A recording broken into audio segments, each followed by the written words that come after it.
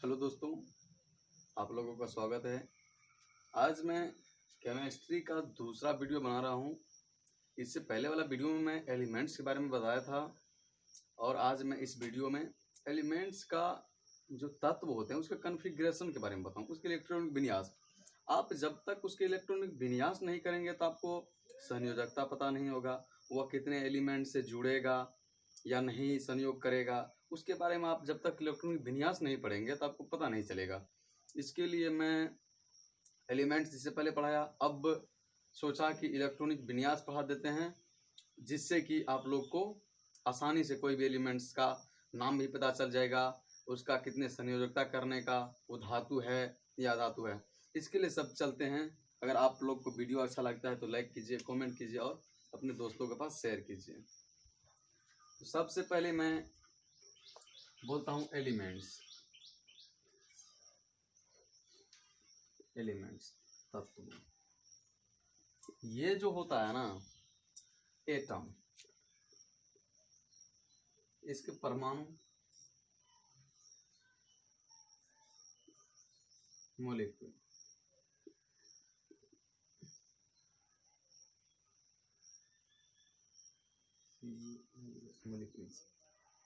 तो परमाणु जो होते हैं उसको तीन भागों में बांटा गया है। परमाणु जो होते हैं उसको तीन भागों में बांटा गया है। सबसे सूक्ष्मतम परमाणु, परमाणु को तीन भागों में बांटा गया है। इलेक्ट्रॉन, न्यूट्रॉन और प्रोटॉन। ये जो परमाणु को तीन भागों में इलेक्ट्रॉन, न्यूट्रॉन और प्रोटॉन बांटा गया है, तो ये तीनों जो भी एलिमेंट्स होता है उसमें ये इलेक्ट्रॉनिक विन्यास में इसी का महत्व है। मान लीजिए कोई वस्तु है, तो उसको बनाने के लिए सबसे पहले छोटे कण की आवश्यकता पड़ती है, उसके बाद धीरे धीरे बड़ा करके धीरे धीरे उसी कण को मिलाते मिलाते बड़ा होता है। तो इलेक्ट्रॉनिक विन्यास निकालने के लिए सबसे पहले आपके पास एक छोटा सा कण है। क्या है? एक छोटा सा कण है। उसके बाद उसके बाद थोड़ा बड़ा होगा, उसके बाद थोड़ा उससे ज़्यादा बड़ा, उसके बाद थोड़ा बड़ा, उसके बाद थोड़ा बड़ा, उसके बाद थोड़ा बड़ा, उसके बाद थोड़ा बड़ा। ऐसे ऐसे करते करते करते करते धीरे धीरे ये बड़े अणु का निर्माण होते हैं, मतलब बड़े पदार्थ का निर्माण होते हैं। बड़े पदार्थ का निर्माण होते हैं या कोई वस्तु का निर्माण होते हैं, तो सबसे पहले छोटे छोटे चीज मिल करके, तो सबसे पहले छोटे मिलकर, तो सबसे बीच नहीं बता न्यूक्लियस, इसको नाभिक बोलते हैं। इसको क्या बोलते हैं? इसको क्या बोलते हैं भैया? नाभिक। इसको नाभिक बोलते हैं। तो नाभिक जो होता है, नाभिक में क्या सब उपस्थित रहता है? नाभिक में क्या सब उपस्थित रहता है? प्रोटॉन, पी और एन उपस्थित रहता है। ये उदासीन होता है, ये न्यूट्रल होता है, न्यूट्रल, उदासीन। ये न्यूट्रल होता है। तो इसमें तो एन और पी मौजूद रहता है। अब आपको ये बात पता है, जो गांव में या कहीं भी कोई फ्रॉड टाइप का रहता है ना, तो वो आगे पीछे घूमता फिरता रहता है, उसके पास पैसा रहता है।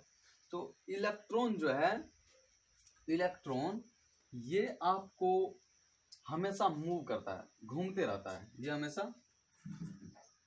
घूमते रहता है, यह हमेशा घूमते रहता है।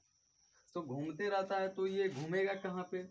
ये नाभिक जो होता है ना, नाभिक के चारों ओर घूमते रहता है, कक्षा पे, इस पे यह घूमते रहता है।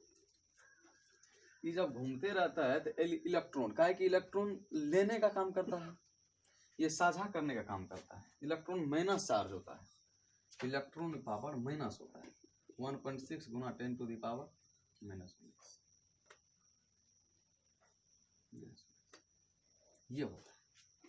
तो इलेक्ट्रॉन जो होता है, तो इलेक्ट्रॉन तो माइनस चाहिए, या ये बीच वाला क्या होता है? उदासीन। तो सबसे पहले आप देखिए कक्षा वाइज बांटा गया। इसको क्या बोलते हैं? K L M N O P कुछ भी मान सकते हैं। तो आप ये देखिए कक्षा, सबसे पहले आप कहीं भी कक्षा रूम का नाम देखिएगा तो सबसे पहले ऑफिस के पास से क्लास का वर्गीकरण किया जाता है। यहाँ पे देखिए सबसे पहले नाभिक है, नाभिक के सटा हुआ, उसके बाद वाला पोटेशियम, ये पहला के, कक्षा का नाम हुआ के, दूसरे कक्षा का नाम एल, तीसरे का एम, चौथे का एन, ओ पी, ऐसे ऐसे करके। उसके बाद आप देखिए कक्षा में पहला कक्षा जो होता है 1 2 3 4 5 6, तो पहला कक्षा में किस क्लास का स्टूडेंट बैठेगा, कक्षा का किस क्लास का बैठेगा, एस, दूसरे नंबर में एस पी, तीसरे नंबर में एस पी डी, चौथे नंबर में एस पी डी एफ, पांचवा में भी S P D F. Only 4 class को इस स्कूल में पढ़ने का आदेश है, किसको किसको, एस पी डी और एफ को। तो एस में, एस क्लास में कितने स्टूडेंट का नामांकन हो सकता है, 2, पी में 6 का, डी में 10 का, एफ में 14 का। इससे ज्यादा को नहीं कर सकते हैं आप, इससे ज्यादा को एस जब भी लेगा तो 2 इलेक्ट्रॉन लेगा, अब पी 6, यानी इसमें 6 क्लास 6 लड़का ही बैठ सकता है पी कक्षा में। 6 से जैसे 7 हो गया तो ऑटोमेटिक डी में चल जाएगा, विद्यार्थी रहेगा 6 क्लास का, पी क्लास का, लेकिन 6 विद्यार्थी हो गया तो अगले अगले स्कूल में, अगले रूम में चल जाएगा। कक्षा कितना बांटा गया है, कक्षा के एल एम और एन ओ कुछ भी, तो इसमें 2, इस कक्षा में जब भी स्टूडेंट टोटल रहेगा, चाहे एस का रहेगा, पी का रहेगा, क्यू का रहेगा, तो 2 ही स्टूडेंट बैठ सकते हैं। इसमें एल में 8 बैठेंगे, इसमें 18, इसमें 32, ऐसे ही आगे करके बैठ सकते हैं। तो जितना स्टूडेंट के में बैठेगा तो दोनों, चाहे एस का स्टूडेंट हो चाहे पी का स्टूडेंट हो, दोनों इलेक्ट्रॉन जो उपकक्षा, इसको बोलते हैं कक्षा का नाम, इसको उपकक्षा। तो उपकक्षा में सब सेल होता है, इसको सब सेल में इंग्लिश बोलते हैं। तो एस में इलेक्ट्रॉन 2 रहेंगे, पी में 6 इलेक्ट्रॉन, डी में 10 इलेक्ट्रॉन और एफ में 14 इलेक्ट्रॉन रहेंगे। तो आप अगर ये समझ गए होंगे तो सबसे पहले इसका मैं एक साइड में ग्राफ खींचता हूँ। अगर ये आप लोग देख लिए हैं तो इसको स्क्रीनशॉट ले सकते हैं। मैं साइड में एक ग्राफ खींचूंगा यहाँ से। सबसे पहले 1S, सबसे पहले देखिए आप पहला कक्षा में स्टूडेंट बैठेगा कौन क्लास का, एस का। उसके बाद दूसरा कक्षा में कौन कौन बैठ रहा है, 2S और 2P, 2S और 2P बैठ रहा है ना। उसके बाद तीसरा कक्षा में देख लीजिए, तीसरा कक्षा में 3S, 3P और 3D। उसके बाद 4S, 4P और 4D और 4F, 4S, 4P, 4D, 4F। उसके बाद पांचवा कक्षा में भी वही सेम बैठ रहा है, 5S, 5S, 5P, 5D, 5F। यहाँ तक लेते हैं। आपका इच्छा होगा तो इसे नीचे भी ले सकते हैं, कक्षा जैसे बढ़ेगा तो वैसे ही इसका ग्राफ भी बढ़ेगा।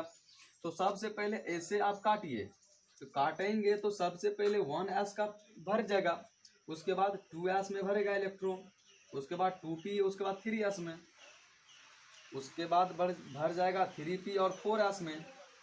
देख लीजिए आप कैसे करता है। उसके बाद 3D, 4S ऐसे करके भरेगा, उसके बाद इसमें जाएगा, उसके बाद इसमें जाएगा, उसके बाद इसमें जाएगा। आप लोग को इससे पता चलता होगा कि आप लोग देखिए कि एक लकीर में कितने को काट रहा है, कितने को काट रहा है। तो सबसे पहले देखिए ये जो रेखा गया है इसको किसको काटा है, 1S को, इसको 2S को, इसको 3S और 2P को। ये रेखा काटा है 3P को, 4S को, ये 3D, 4P और 4D और 5P, ये 4F और 5P, ये लास्ट वाला F। तो सबसे पहले इसका नामांकन लगातार लिख लिए। तो 1S,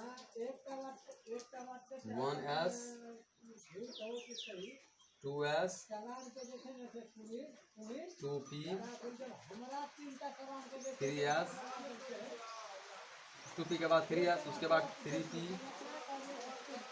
4S, 4s, उसके बाद 3d, 4p, 5s, उसके बाद 4d, 5p हो गया। उसके बाद 4f, 5d, उसके बाद 5f, ऐसे करके लिख सकते हैं। जब ये आप लोग समझ गए हैं तो कोई भी इलेक्ट्रॉनिक विन्यास आप निकाल सकते हैं। अब मैं एक एक करके इलेक्ट्रॉनिक विन्यास बताता हूँ। ये जब तक आप ये पता चल गया तो आप कौन ब्लॉक में है, कौन कौन कौन ग्रुप में रहेगा, कौन आवर्त में रहेगा, सब पता चल जाएगा। ये इलेक्ट्रॉनिक विन्यास आप हो जाएगा। तो अब मैं यहाँ से मिटा देता हूँ। अब सबका इलेक्ट्रॉनिक विन्यास करता हूँ। अगर स्क्रीनशॉट लेना चाहते हैं तो आप ले सकते हैं। अब इसको मिटाते हैं। ये साइड में रहने दीजिए। एस में कितना इलेक्ट्रॉन जाएगा 2, पी में कितना जाएगा 6, डी में कितना जाएगा 10 और एफ में कितना जाएगा 14। तो सबसे पहले एक नंबर वाला चलिए। एक नंबर में हाइड्रोजन है H1, हाइड्रोजन H1 है तो इसका इलेक्ट्रॉनिक विन्यास करेंगे तो कितना हो जाएगा। हाइड्रोजन H1 है, इसका इलेक्ट्रॉनिक विन्यास करेंगे तो सबसे पहले पहला कक्षा में जाएगा। सबसे पहले पहला कक्षा का नाम क्या है 1s। तो s को कितना चाहिए 2, तो यहाँ पे एक है। हाइड्रोजन परमाणु संख्या कितना है 1, एक है तो यहाँ पे कितना रहेगा 1 न रहेगा। 2 रहता तब निष्का पूरा हो जाता कक्षा। तुमको है 2 रुपया का आवश्यकता है, कोई 1 रुपया देगा तो ये पूरा हुआ अभी नहीं। उसके बाद 2 नंबर में देखिए हीलियम He2, इसका करेंगे 1s2। अब भर गया। अब पहला कक्षा जो था यहाँ पे ये पूरा हो गया। ये जो पहला कक्षा है ये पूरा हो गया। अब दूसरे कक्षा में जाएगा।